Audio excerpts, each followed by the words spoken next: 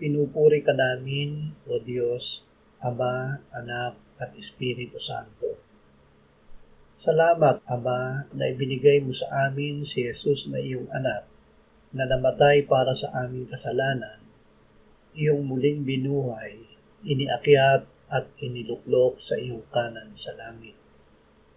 Salamat na ibinigay mo sa amin ang iyong banal na Espiritu, at sa pamamagitan niya ay ibinuhos mo ang iyong pag-ibig sa aming puso.